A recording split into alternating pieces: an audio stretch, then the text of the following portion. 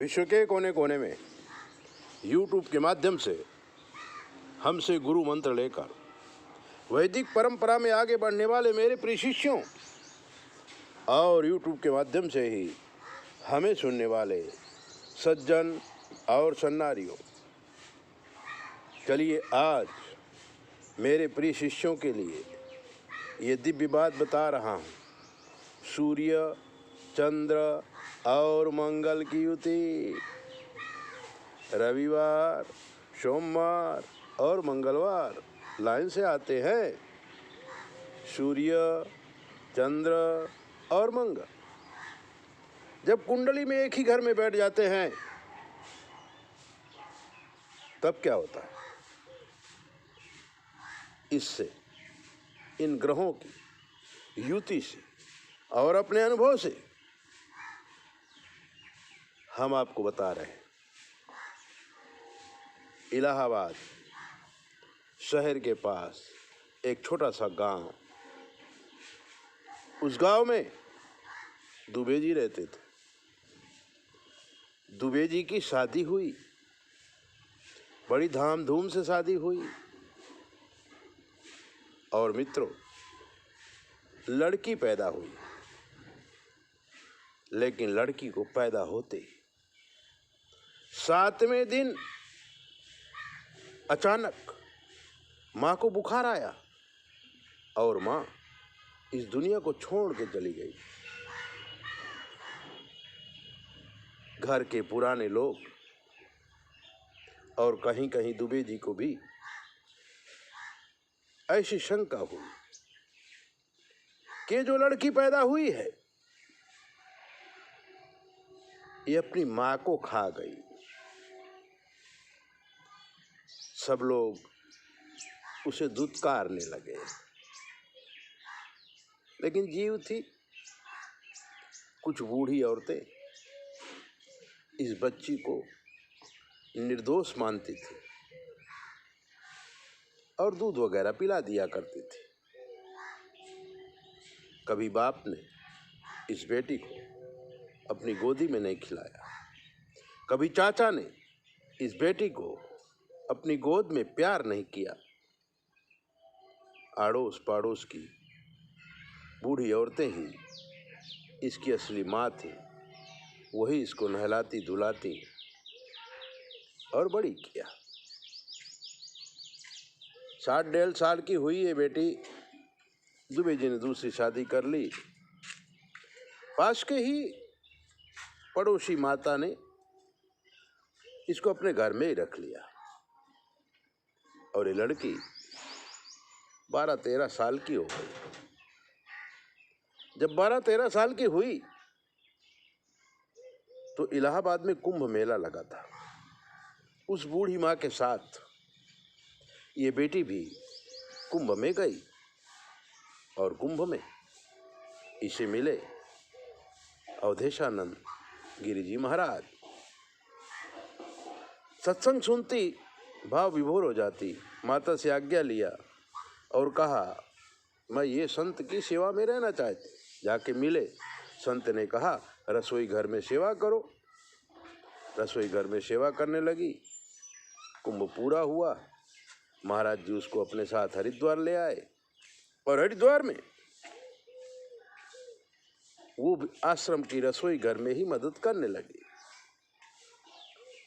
गुरु जी ने इसके ऊपर कृपा की, अक्षर ज्ञान दिया, थोड़ा पढ़ाया, पढ़ने की व्यवस्था की।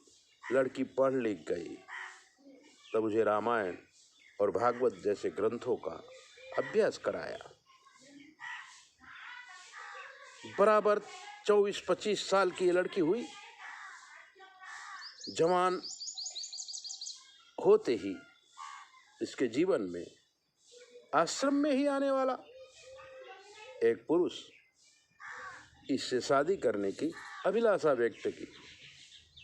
गुरु की आज्ञा लेकर उसने शादी कर लिया और शादी करके वो दिल्ली आ गई। दिल्ली में रहने लगी। इसका नाम था आशा। एक लड़के को जन्म दिया।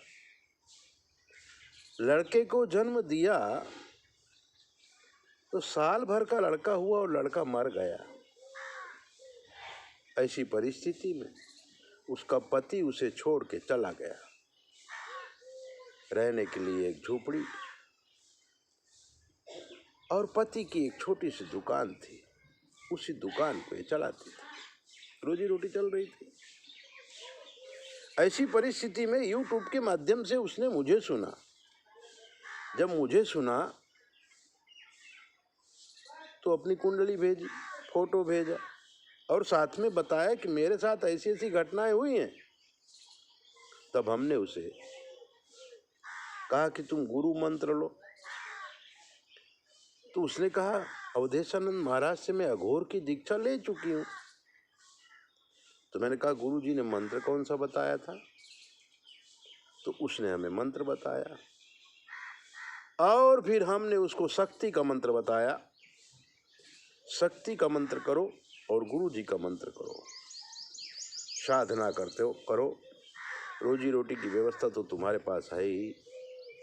ऐसा करते करते एक बार उसने हमसे प्रश्न किया कि गुरुजी मेरी कुंडली में ऐसा कौन सा योग है जो पैदा होते ही मेरी माँ मर गई, शादी होते ही पति ने छोड़ दिया, बेटा होते ही बेटा मर गया, गुरु मिले ज्ञानी और उनको भी मैंने छोड़ दिया। तब मैंने कहा कि तुम्हारी कुंडली में सूर्य, चंद्र और मंगल तीनों एक ही जगह बैठे हुए हैं। अब सूर्य और चंद्र जो है वो अमावस का योग कर देता है, यानी कि जहां तुम पैदा हुई वहां पितर दोष बहुत भयंकर था और तुम्हारे माँ बाप ने तुमको छोड़ क्यों दिया? क्योंकि सूर्य और मंगल अंगारक दोष हो जाता है। लेकिन परमात्मा की कृपा तुम्हारे ऊपर उतरी और पड़ोस में माता मिल गई, तुम जिंदा रही। वो सूर्य और बुध की करामात है। ये अनुष्ठान तुम करती रहेगी ना तो एक दिन इसका फल ऐसे मिलेगा कि तुम सोच नहीं सकती। बड़े सच्चे भाव से वो जोगन आराधना कर रही थी। देखने के लिए तो औरत थी लेकिन अंदर से वो जोगन थी। रात रात भर जप करती, सुबह थोड़ा बहुत धंधा कर लेती, कोई पड़ीका बेच लेती, कोई कुछ बेच लेती, कोई चाय बेच लेती। ऐसा करके उसका जीवन चलता था। तभी ये अनुष्ठान जो किया ना उसका प्रभाव जमा और एक दिन हरिद्वार से गुरु जी का बुलावा आया। दुकान में ताला लगाकर ये पहुंची हरिद्वार। गुरु जी ने कहा अब मेरी अंतिम अवस्था है, इसलिए तुम आश्रम में ही रहो, यहीं सेवा करो और जो मेरे पास ब्रह्म ज्ञान है वो मैं तुम्हें देना चाहता हूँ। उसने हमें फ़ोन किया, गुरु जी ऐसी आज्ञा करते हैं। मैंने कहा इससे उत्तम क्या है? गुरु जी ने तुम्हें बताया तो गुरु जी की बात मानो। और उन्होंने मान लिया।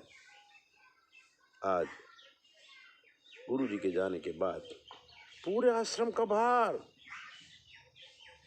ये आशा ही संभालती है।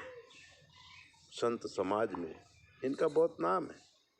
ऐसे ही दिव्य बातों को जानने के लिए आप हमारे चैनल को सब्सक्राइब करो, लाइक करो और अगर कोई प्रश्न है तो 9825200108 पर संपर्क करके कुछ भी पूछो। जय भोले। अपना ध्यान रखो।